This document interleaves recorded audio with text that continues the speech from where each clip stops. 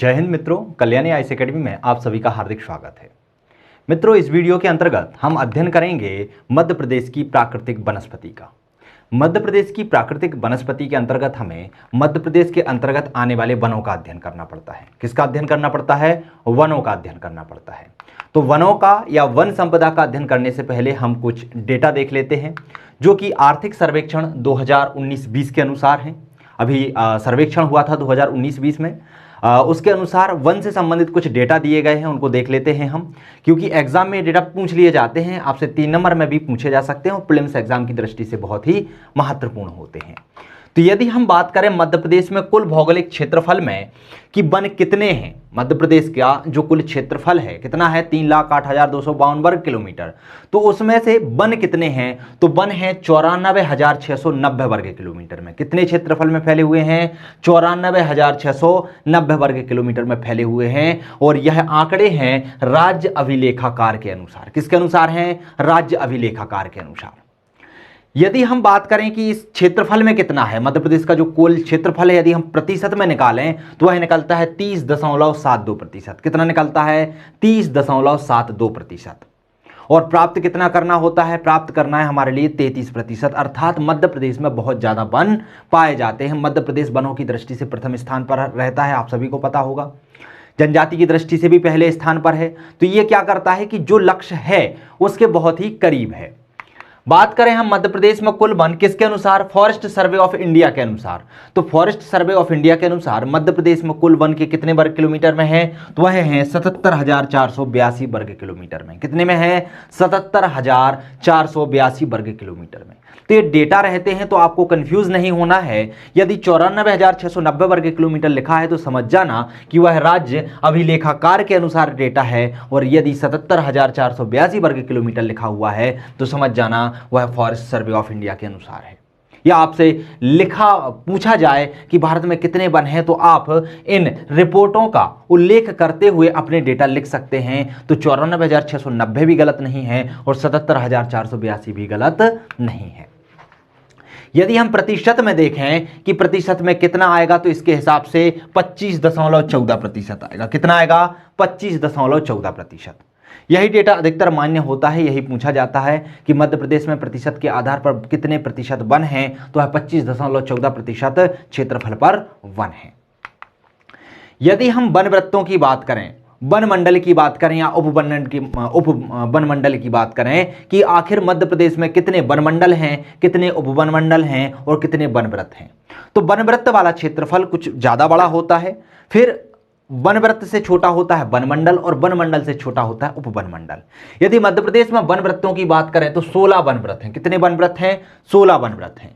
यदि हम वन मंडल की बात करें तो उनकी संख्या है 62। कितनी है? 62 है। और यदि हम उपवन की बात करें तो उपवन की संख्या कितनी है? 413 है। कितनी है? 413।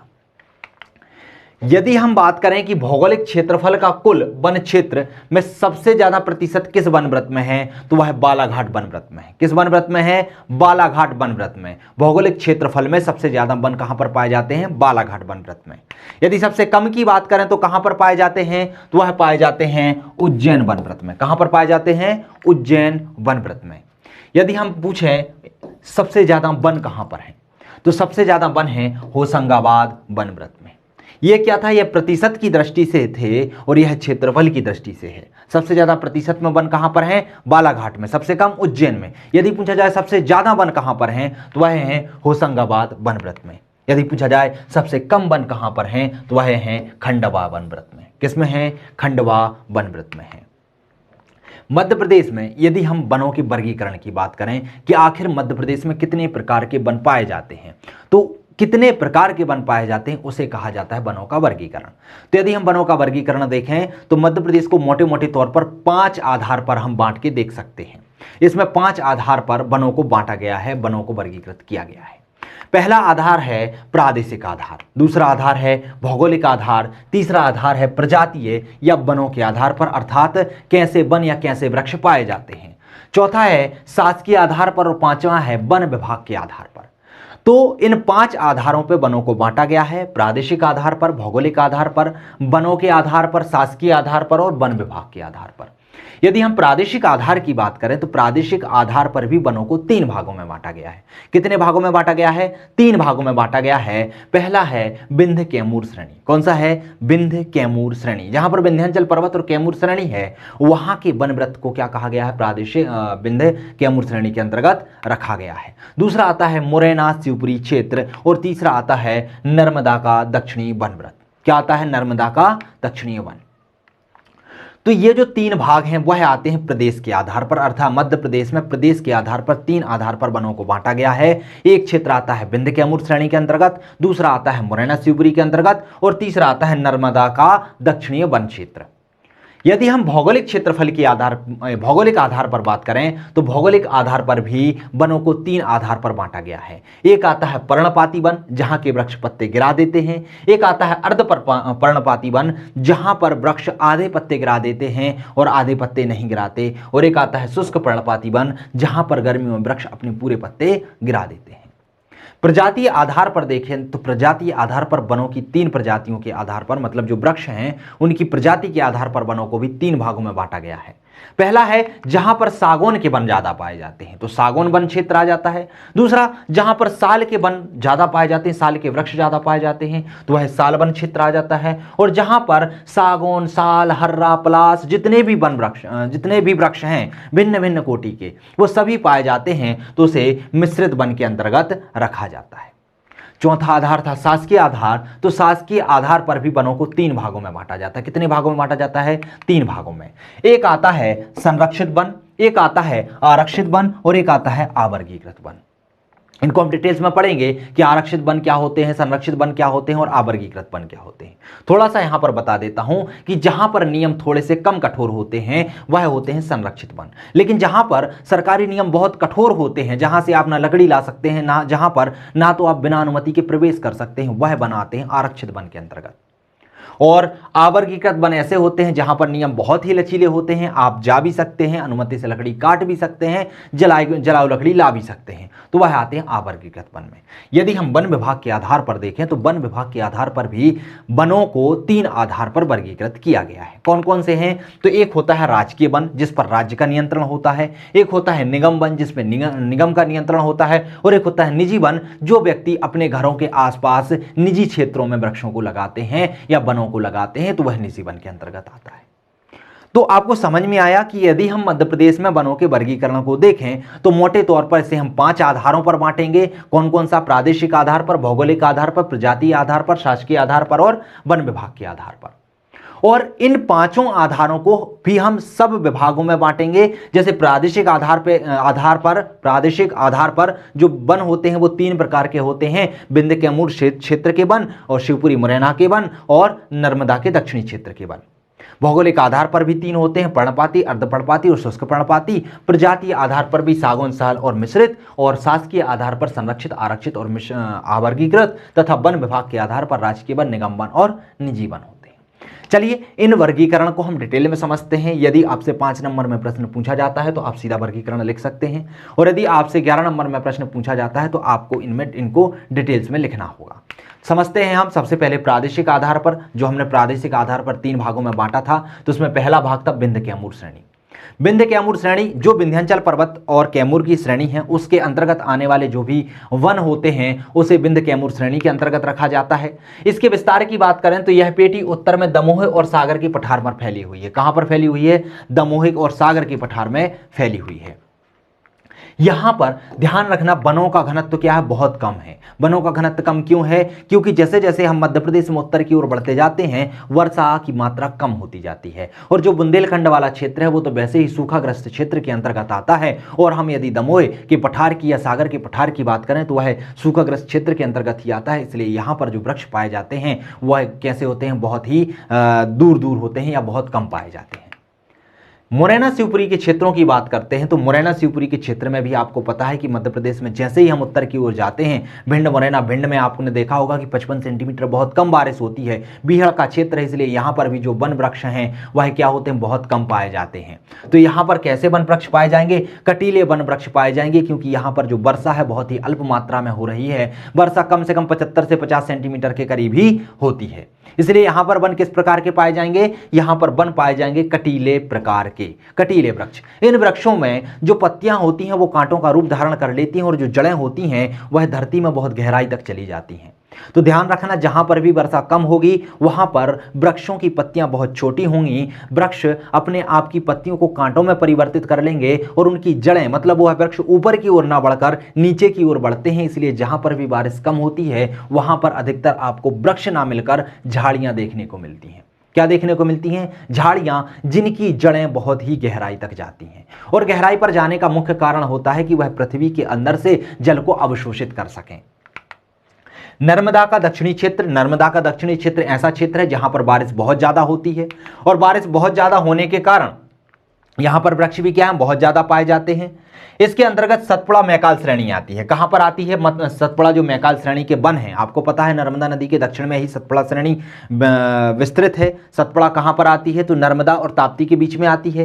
तो यह वन भी कहां पर पाए जाएंगे? सतपुड़ा मैकाल श्रेणी में पाए जाएंगे। बघेलखंड का पठार और पहाड़ी भाग भी इसी के अंतर्गत आता है। और यहां पर वन कैसे होंगे? बहुत ही घने होंगे। यदि हम शॉर्ट में चित्र के माध्यम से समझने का प्रयास करें कि मध्य प्रदेश में ये वनों का वर्गीकरण किस प्रकार से है, तो हम इस तरीके से देख लेते हैं।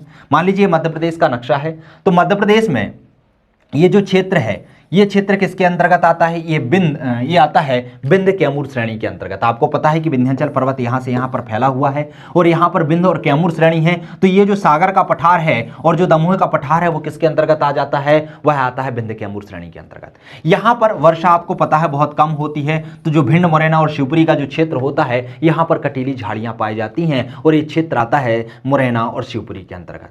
इसके बाद यदि नर्मदा नदी, आपको पता है कि विंध्याचल के दक्षिण में यहां से फैली हुई है और नर्मदा के दक्षिण में यहां पर सतपुड़ा पर्वत है और सतपुड़ा वाले क्षेत्र में और बघेलखंड वाले क्षेत्र में यहां पर जो वन पाए जाते हैं उन वनों को क्या कहा जाता है? नर्मदा का दक्षिणी क्षेत्र में पाए जाने वाले वन। और यहां पर वर्षा बहुत अधिक होने के कारण घने वृक्ष पाए जाते हैं, घने वन पाए जाते हैं। जो लकड़ी होती है वह इमरती लकड़ी पाई जाती है।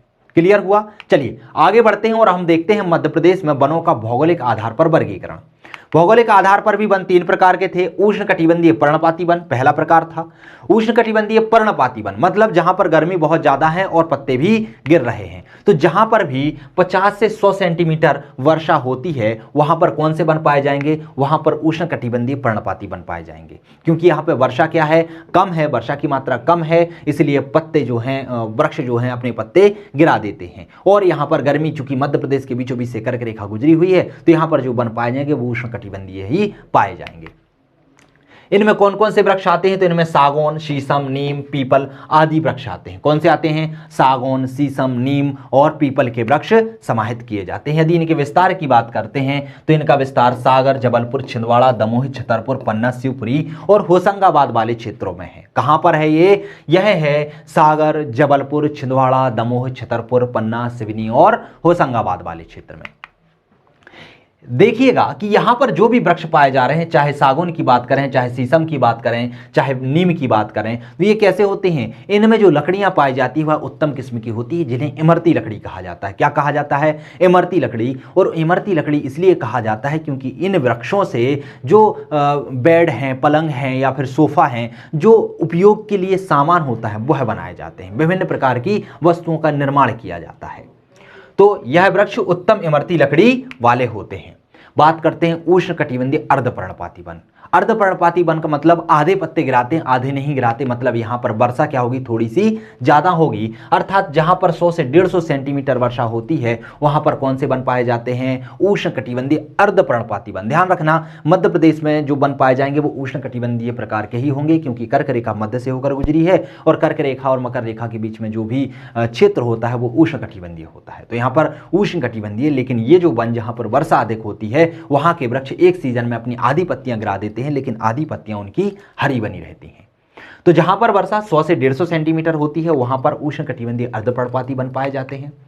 इनमें कौन कौन से वृक्ष आते हैं? तो इनमें बीजा, धौरा, जामुन, महुआ, सेंजा, हर्रा, तिनसा ऐसे वृक्षों को समाहित किया जाता है। कौन कौन से वृक्ष आते हैं? बीजा आता है, धौरा आता है, जामुन आता है, महुआ, सेंजा और हर्रा, तिनसा जैसे वृक्ष समाहित किए जाते हैं।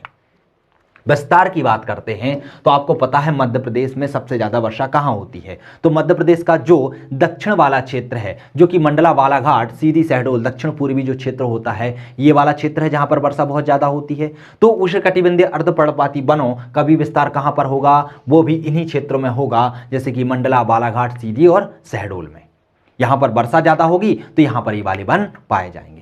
बात करते हैं उष्णकटिबंधीय शुष्क पर्णपाती वन। शुष्क का मतलब यह होता है जहां पर वायु में आर्द्रता की मात्रा बहुत कम होती है, अर्थात आर्द्रता की मात्रा बहुत कम कहां पर होगी, जहां पर वर्षा बहुत कम हो रही हो और तापमान बहुत ज्यादा हो। तो जहां पर भी वर्षा 50 से 75 सेंटीमीटर के कम होती है, 50 से 75 सेंटीमीटर से कम होती है, वहां पर कौन से वन पाए जाते हैं, उष्णकटिबंधीय शुष्क पर्णपाती वन पाए जाते हैं। इनमें हर्रा, कीकर, बबूल, पलास आदि वृक्ष पाए जाते हैं। आप देख रहे हैं कि इन वृक्षों में कटीली झाड़ियां या कांटे पाए जाते हैं, चाहे आप कीकर की बात करें, चाहे बबूल की बात करें, चाहे हर्रा की या पलास की। पलास को छोड़ दें तो सभी में क्या होता है, यहां पर कांटे पाए जाते हैं। तो यहां पर जो भी वृक्ष पाए जाएंगे या तो वो झाड़ियों में पाए जाएंगे, और यदि आप वृक्ष होंगे तो उनकी पत्तियां बहुत छोटी छोटी होंगी और उनमें कांटे पाए जाते हैं। इनकी जड़ें बहुत गहराई तक जाती हैं। विस्तार की बात करें तो इनका विस्तार शिवपुरी, रतलाम, मंदसौर, नीमच, टीकमगढ़, दतिया, ग्वालियर, खरगोन जैसे जिलों में है।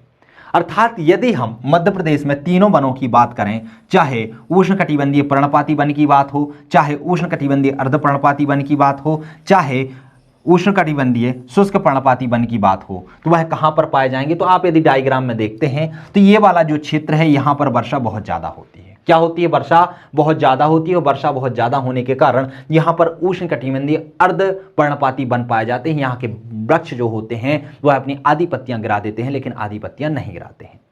लेकिन इसके हम उत्तर की ओर चलते हैं तो जो बुंदेलखंड वाला क्षेत्र होता है, ये जो क्षेत्र होता है, यहां पर जो बारिश होती है वह कैसी होती है, थोड़ी सी कम होती है इसकी अपेक्षा।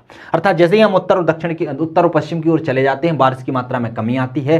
तो जो सागर, दमोह, छतरपुर, पन्ना वाला क्षेत्र है, यहां पर उष्णकटिबंधीय पर्णपाती वृक्ष पाए जाते हैं। और इसके बाद जो उत्तरी और पश्चिमी क्षेत्र बसता है, उस क्षेत्र में बारिश बहुत कम होती है, और बहुत कम होती है तो कितनी होती है, 50 से 75 सेंटीमीटर, खींच तान के यहाँ पर 100 सेंटीमीटर तक पहुंचती है। तो वर्षा बहुत कम होने के कारण यहाँ पर कटीली झाड़ियों वाले वृक्ष पाए जाते हैं। तो ये क्षेत्र किसके अंतर्गत आते हैं, उष्णकटिबंधीय शुष्क पर्णपाती वन के अंतर्गत आते हैं। आइए अब हम बात करते हैं प्रजातीय आधार पर वनों का वर्गीकरण। प्रजातीय मतलब कौन सी प्रजाति के वृक्ष किस क्षेत्र में पाए जाते हैं। यदि उनकी सघनता या उनकी गहनता ज्यादा होती है तो उसे उस वृक्ष के आधार पर वर्गीकृत कर दिया जाता है। तो एक होता है सागौन वन, जहां पर सागौन वनों की अधिकता होती है। तो सागौन वनों की बात करें तो यह कुल वन क्षेत्र के 17.8% भाग पर विस्तृत हैं। इसको आप गांठ बांध लीजिए, स्टार लगा लीजिए 10 से 12। यह प्रश्न में पूछा जाता है कि सागौन के वन मध्य प्रदेश में कितने प्रतिशत क्षेत्रफल में विस्तृत हैं। तो कितने में है, 17.8% क्षेत्रफल में या प्रतिशत भाग में विस्तृत हैं। कितने में है, 17.8%। यह प्रश्न पूछा गया है, पूछे जाने की संभावना आगे भी बहुत ज्यादा है। यदि हम विस्तार की बात करें कि सागौन के वन कहां कहां पर पाए जाते हैं, तो सागौन के वन जबलपुर, होशंगाबाद, बैतूल, सागर, छिंदवाड़ा, झाबुआ, धार, खंडवा जैसे जिलों में पाए जाते हैं। कहां कहां पर यह पाए जाते हैं, जबलपुर, होशंगाबाद, बैतूल, सागर, छिंदवाड़ा, झाबुआ, धार और खंडवा, इन क्षेत्रों में सागौन के वन पाए जाते हैं। यदि हम बात करें इसके बॉटनिकल नेम की, तो इसका बॉटनिकल नाम है ट्रैक्टोनेगेंड्राई। क्या है, ट्रैक्टोनेगेंड्राई।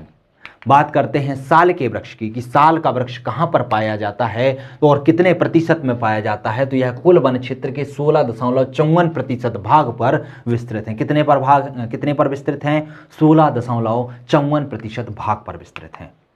यदि हम बात करें इसकी विशेषता की, तो साल की लकड़ी से रेलवे स्लीपर बनाए जाते हैं। क्या बनाए जाते हैं, रेलवे स्लीपर। और रेलवे स्लीपर बनाने का कारखाना कहां पर है, तो वह बुधनी में है, भोपाल में है। यह भी प्रश्न पूछ लिया जाता है। विस्तार की बात करते हैं तो इसका विस्तार मंडला, बालाघाट, उमरिया, सीधी, शहडोल वाले जिलों में है। किसमें है, मंडला, बालाघाट, उमरिया, सीधी, शहडोल वाले जिले में है।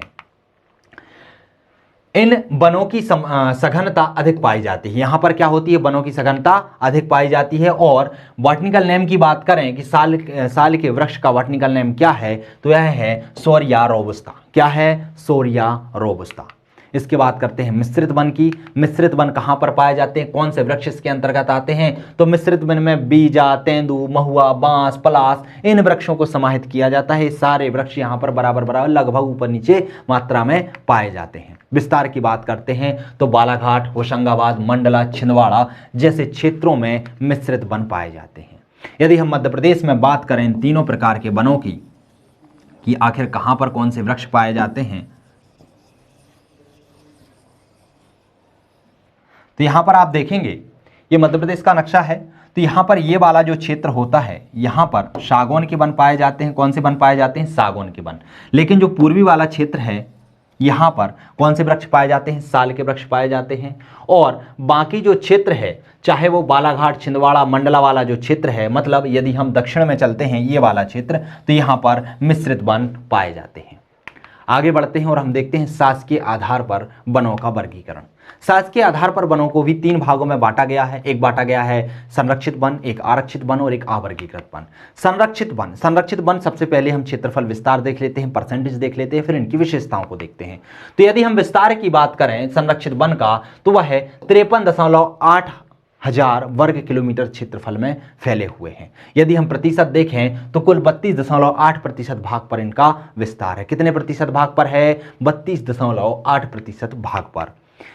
इनका प्रबंधन प्रशासकीय देखरेख में किया जाता है। संरक्षित वन का प्रबंधन किसकी देखरेख में किया जाता है, प्रशासकीय देखरेख में किया जाता है। इनमें आवागमन की सुविधा रहती है। थोड़े से नियम क्या होते हैं, कठोर कम होते हैं। यहाँ पे जो आरक्षित वन है वहां पर नियम बहुत ज्यादा कठोर होते हैं, यहाँ पर जो नियम है बहुत कम होते हैं, थोड़ी सी नरमी उनमें बरती जाती है, अर्थात आवागमन की सुविधा होती है। और परंतु यहाँ पर वनों को यदि आप नष्ट करते हैं तो उसको दंडनीय अपराध माना जाता है। क्या माना जाता है, दंडनीय अपराध माना जाता है। इनमें प्रशासकीय नियम इतने कठोर नहीं होते हैं। इनमें पशुचारण की सुविधा रहती है तथा शासन के आदेश पर आप यहां पर जलाऊ लकड़ी भी काट सकते हैं। बात आती है दूसरे वन की जिसे कहा जाता है आरक्षित वन। आरक्षित वन का यदि विस्तार देखें तो वह 58.7 हजार वर्ग किलोमीटर क्षेत्र में फैले हुए हैं। और यदि हम प्रतिशत में देखें तो यह 65.7% भाग पर विस्तृत हैं। कितने पर हैं, 65.7% भाग पर विस्तृत हैं। इन वनों में नियम बहुत ज्यादा कठोर होते हैं, मतलब इतने कठोर होते हैं कि ना तो आप बिना आदेश के इनमें प्रवेश कर सकते हैं, ना यहाँ की लकड़ी काट सकते हैं। ये लकड़ी काटना तो दूर की बात, यहाँ से आप वहाँ की मिट्टी भी लेके नहीं आ सकते, अर्थात वहाँ पे घुसना भी दंडनीय अपराध माना जाता है। इनमें आवागमन, पशुचारण, लकड़ी काटना क्या माना जाता है, दंडनीय अपराध माना जाता है।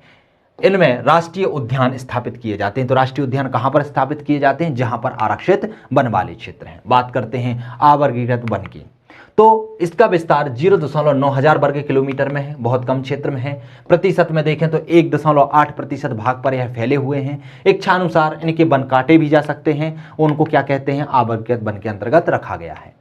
बात आता है वन विभाग के आधार पर, तो वन विभाग ने भी इसे वनों को 3 आधार पर या 3 भागों में बांटा है। एक होते हैं राजकीय वन, मतलब जो पूर्णतः शासकीय नियंत्रण में हों उन्हें क्या कहते हैं, राजकीय वन कहते हैं। निगम वन, निगम वन जो स्थानीय नगर पालिकाओं तथा परिषदों द्वारा जिनका नियंत्रण किया जाता है उन्हें निगम वन कहा जाता है। और एक आते हैं निजी वन, निजी वन अर्थात लोग अपने क्षेत्रों में यदि वनों को लगाते हैं उन्हें निजी वन कहते हैं। जैसे कि फल उद्यान, फल उद्यान भी लगाया जाता है, बाग भी लगाया जाता है, तो वह किसके अंतर्गत आ जाता है, निजी वन के अंतर्गत आ जाता है। बात करते हैं मध्य प्रदेश में वनों की समस्याएं एवं उनका निदान, कि आखिर मध्य प्रदेश में वनों की समस्याएं क्या हैं और उनका निदान हम किस तरीके से कर सकते हैं। तो अभी तक जितना हमने पढ़ा है वहां से प्रश्न 11 नंबर का भी बन सकता है, 5 नंबर का भी बन सकता है और 3 नंबर का भी बन सकता है।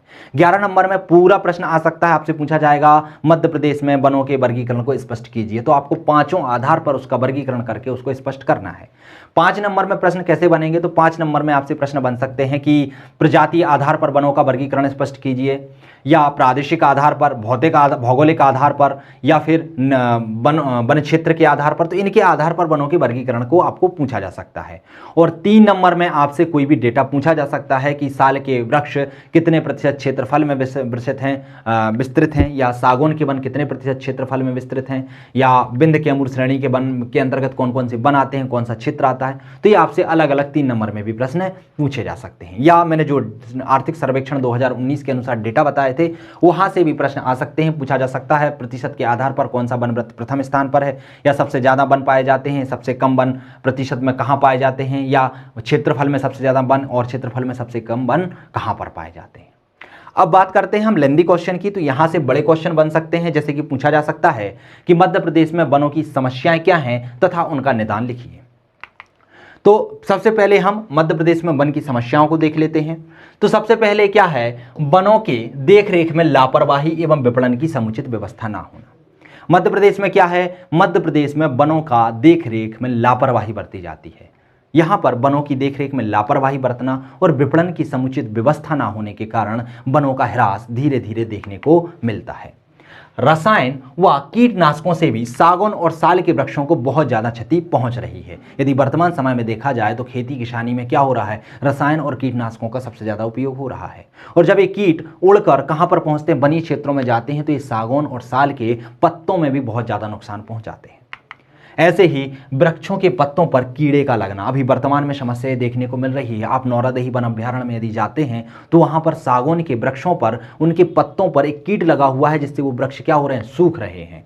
तो यहाँ पर क्या है, वृक्षों के पत्तों पर भी कीट लग जाते हैं, जिससे ये वन भी क्या होने लगते हैं, उजड़ने लगते हैं, सूखने लगते हैं। मुख्य वनोपज के उपयोगी पदार्थ का समुचित उपयोग ना होना। लोग ये क्या करते हैं, जो वनोपज है उसका उपयोग करने के लिए जो संसाधन है वो सही तरीके से ना लाकर उसको अनैतिक तरीके से लाते हैं। अर्थात यदि कंद मूल्य लेने जाते हैं तो वहां पर भी वह वृक्षों को क्या पहुंचा देते हैं, नुकसान पहुंचा देते हैं। लकड़ी के बुरादे और कोयले के चूरे का सही उपयोग ना होना। लोग जलाने के लिए जो लकड़ी का चूरा होता, कोयला होता, उसका सही उपयोग ना कर कर वृक्षों को उनको ज़्यादा से ज़्यादा काटकर उनको जलाते हैं, कोयले को अलग कर देते हैं और नई नई लकड़ियों को जलाते रहते हैं, जिससे जलाऊ लकड़ी की मात्रा जो आवश्यकता है वो बढ़ती जाती है और वृक्षों के काटने की दर भी बढ़ती जाती है। वनों में आग लगना सबसे बड़ी समस्या है। और चूंकि मध्य प्रदेश में तो उष्णकटिबंधीय वन पाए जाते हैं, चाहे वह पर्णपाती हो, अर्धपर्णपाती हो, शुष्क हो, तो यहाँ पर तापमान अधिक होता है, इसलिए गर्मियों में आग लगने की संभावना बहुत ज़्यादा होती है। झूम कृषि मध्य प्रदेश जनजाति की दृष्टि से प्रथम स्थान पर आता है। आपको पता है यहाँ पर जनजातियाँ बहुत ज़्यादा पाई जाती हैं क्षेत्रफल में। जब जनजातियाँ बहुत ज़्यादा पाई जाती हैं तो यहाँ पर क्या है, जनजातियां बहुत ज़्यादा होने के कारण कई जनजातियों में झूम कृषि की प्रथा पाई जाती है। वह धरती को माता मानती हैं और उसमें हल चलाना क्या मानते हैं, अपराध मानते हैं। तो वह क्या करते हैं, पेड़ों को काटते हैं, पेड़ों को जलाते हैं, पेड़ों को जलाने के बाद 1-2 साल वहाँ पर खेती करते हैं। जैसे ही वहाँ पर उत्पादन कम हो जाता है, आगे बढ़ते हैं, दूसरे जंगल काटते हैं और वहाँ पर क्या करने लगते हैं, खेती करने लगते हैं। तो झूम कृषि की समस्या, इससे भी क्या हो रहा है, वनों का क्षरण की समस्या बढ़ती जा रही है। औद्योगिकीकरण, नए नए उद्योग लगाए जा रहे हैं, जिनसे भी वनों की समस्या आ रही है। बांधों और नगरों के विस्तार से नुकसान हो रहा है। बड़े बड़े बांधों का निर्माण किया जाता है और ये पर्वतीय क्षेत्रों में किया जाता है, वहां पर वन भी बहुत ज़्यादा पाए जाते हैं। तो जब बांध बनाए जाते हैं तो डूब क्षेत्र में ये वृक्ष आ जाते हैं। डूब क्षेत्र में वृक्ष आ जाने के कारण वृक्षों की समस्या क्या आ जाती है, वनों के क्षरण की समस्या सामने आती है। तो ये तो हुई वनों की समस्याएं। अब हम अध्ययन करते हैं कि आखिर वनों की समस्या का निदान कैसे किया जा सकता है, कैसे हम वनों की ये जो क्षरण की समस्या आ रही है, वृक्षों की क्षरण की समस्या आ रही है, इसका निदान हम कर सकते हैं। देखते हैं हम समस्या का निदान। तो हम क्या कर सकते हैं, वन के संरक्षण एवं विकास के लिए केंद्र और राज्य की समन्वित दृष्टिकोण को अपनाना चाहिए। हम कह सकते हैं कि जो केंद्र है और जो राज्य है उसे वनों के संरक्षण के लिए, वनों के विकास के लिए एक समन्वित दृष्टिकोण को अपनाना चाहिए। जब तक ये समन्वित दृष्टिकोण नहीं अपनाएंगे, जब तक केंद्र और राज्य में मतभेद बना रहेगा, तब तक वनों का संरक्षण सही तरीके से नहीं हो सकता। इस समस्या का उचित निदान सही तरीके से नहीं हो सकता है। स्थानीय प्रजाति के वृक्षों का रोपण किया जाना चाहिए। अभी क्या हुआ था, जब वन लगाए जाने की बात की गई थी तो सरकार ने सबसे ज्यादा यूकेलिप्टस के वृक्ष बांटे थे। लोगों में भी क्या हुआ था, यूकेलिप्टस के वृक्षों को लगाने का एक ट्रेंड चल गया था, क्योंकि वह वृक्ष देखने में आकर्षक होता है और बहुत तीव्र गति से बढ़ता है, सीधा बढ़ता है, उसकी लकड़ी भी खंबे बनाने के काम में आ जाती है। तो लोगों ने क्या किया कि यूकेलिप्टस के वृक्ष, जो विदेशी वृक्ष है, उसके वृक्षों का सबसे ज़्यादा उनको लगाया, जिससे क्या हुआ, पर्यावरण के संकट का निदान होने की बजाय पर्यावरण का संकट और ज़्यादा बढ़ गया। क्योंकि जो यूकेलिप्टस का वृक्ष होता है वह पर्यावरण का दुश्मन माना जाता है। वह जमीन के अंदर से पानी को अधिक मात्रा में सोख लेता है, अर्थात जहाँ पर भी यूकेलिप्टस के वृक्ष पाए जाते हैं वहाँ पर पानी की कमी हो जाती है। तो होना क्या चाहिए, प्रजातीय आधार पर अर्थात स्थानीय आधार पर स्थानीय प्रजातियों के आधार पर वृक्षों को लगाया जाना चाहिए। जहां पर जिन स्थानों पर जो वृक्ष होते हैं, जहां पर आम के होते हैं, कहीं पर महुआ के होते हैं, आपने क्षेत्रों का विस्तार देखा है, कहां पर पर्णपाती, कहां पर अर्धपर्णपाती, कहां पर शुष्क पर्णपाती वृक्ष पाए जाते हैं। उनके अंतर्गत जो भी वृक्ष आते हैं उनको लगाना को बढ़ावा देना चाहिए, उनके रोपण को बढ़ावा देना चाहिए। वनों की कटाई में बढ़ावा देने वाले वनों को अपराधी बनाने के लिए कानून में संशोधन किया जाना चाहिए। जो भी वनों के कटाव को बढ़ावा देते हैं, वनों के काटने को बढ़ावा देते हैं, उनको अपराधी बनाने वाले नियमों में क्या किया जाना चाहिए, संशोधन किया जाना चाहिए। उन्हें और कठोर दंड देने की व्यवस्था की जानी चाहिए। वन संरक्षण के लिए मजबूत सूचना तंत्र विकसित किया जाना चाहिए। जैसे ही लोग वनों को काटने के लिए प्रवेश करते हैं तो जो वन मंडल होता है या जो वन विभाग होता है उसके पास बहुत जल्दी सूचना पहुंच जानी चाहिए और वह उसका निराकरण करने के लिए वहां पर तुरंत पहुंचे। तो इसके लिए एक सूचना तंत्र, मजबूत सूचना तंत्र को विकसित किया जाना चाहिए। वन न्यायाधिकरण का गठन किया जाना चाहिए और इसके लिए कठोर नियम बनाए जाने चाहिए। साथ ही साथ इसका अनुपालन भी बहुत कठोर तरीके से किया जाना चाहिए। पश्चिमी मध्य प्रदेश में समन्वित सुविधा के लिए काष्ठ चिराई अधिनियम में भी सुधार किया जाना चाहिए, क्योंकि हमें पता है कि पश्चिमी मध्य प्रदेश में वन बहुत कम पाए जाते हैं, तो इसलिए वहां पर जो काष्ठ चिराई अधिनियम है उसमें भी सुधार किया जाना चाहिए। तो यदि हम इस तरीके से नियम बनाते हैं, उनका पालन करते हैं कठोरता के साथ, तो हो सकता है कि वनों की जो समस्या जन्म ले रही है उसमें कुछ आपको कमी देखने को मिल जाए, अर्थात ये जो समस्याएं हैं उनके निदान के लिए हम ये कदम उठा सकते हैं। बात करते हैं मध्य प्रदेश में वन क्षेत्रों की कि कहां पर कौन से वन पाए जाते हैं, या कहां पर सघन वन, कहां पर मध्यम वन और कहां पर निम्न वन पाए जाते हैं। तो यदि हम मध्य प्रदेश को मोटे तौर पर बांटे वन क्षेत्र में, तो ये जो क्षेत्र दिख रहा है, मैंने अभी आपको एक बार और बताया था कि यहां पर क्या होते हैं, बहुत ज्यादा बारिश होती है, बहुत ज्यादा बारिश होने के कारण यहां पर वन बहुत ज्यादा पाए जाते हैं, इसलिए यहां पर सघन वन पाए जाते हैं और वनों में बांस, सागौन, शीशम, साल और लाख के वृक्ष की अधिकता पाई जाती है। ये जो उत्तर वाला क्षेत्र है जो कि बुंदेलखंड और आधा बघेलखंड के अंतर्गत आता है, यहाँ पर बारिश थोड़ी सी कम हो जाती है, इसलिए यहाँ पर मध्यम वन पाए जाते हैं जिसमें तेंदुपत्ता, खैर और सागौन की प्रजाति के वृक्षों की अधिकता होती है। लेकिन यदि हम पश्चिमी और उत्तरी मध्य प्रदेश की बात करते हैं तो यहाँ पर बारिश की मात्रा कम हो जाती है और बारिश की मात्रा कम हो जाने के कारण यहाँ पर अल्प वन पाए जाते हैं और इन वनों में आम, महुआ, नीम, बबूल और पलाश के वृक्षों की क्या होती है, अधिकता होती है। बात करते हैं मध्य प्रदेश के पश्चिम एवं उत्तर में वन नष्ट होने के कारण क्या हैं। मध्य प्रदेश के पश्चिम और उत्तर में ही सबसे ज्यादा वन नष्ट क्यों हो रहे हैं, वहां पर अल्प मात्रा में वन क्यों पाए जाते हैं, उनके पीछे आखिर कारण क्या है। तो सबसे पहला कारण तो है वर्षा का कम होना। आपको पता है कि मध्य प्रदेश के पश्चिमी क्षेत्र में और उत्तरी क्षेत्र में बहुत कम वर्षा होती है।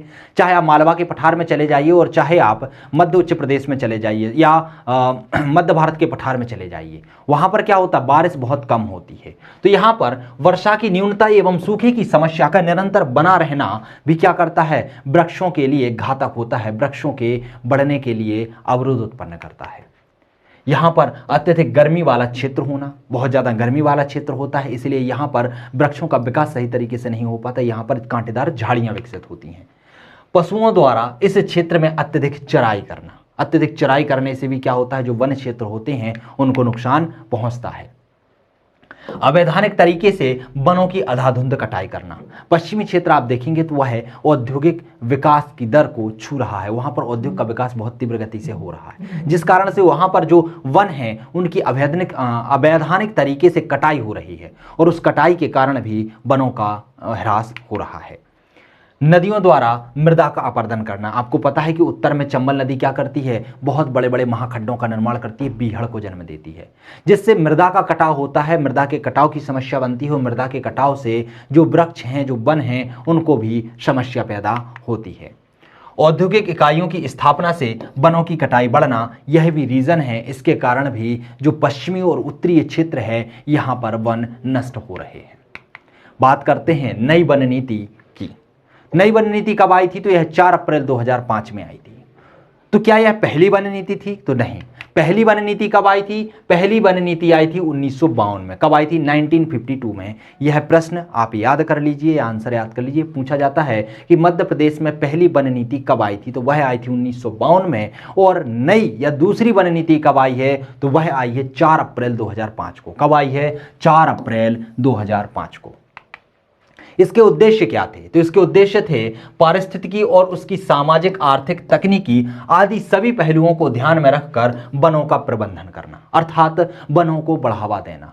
वनों की जो कटाई हो रही है, वृक्षों को जो नुकसान पहुंच रहा है, उसको कम करना इसके मुख्य उद्देश्य थे। मुख्य बिंदु क्या क्या इसमें समाहित किए गए? तो इसमें लोक वानिकी तथा विस्तार वानिकी के तहत वृक्षारोपण को बढ़ावा दिया गया। इसमें लोगों को उत्साहित किया गया, लोगों से अपील की गई कि आप अधिक से अधिक वृक्ष लगाएं।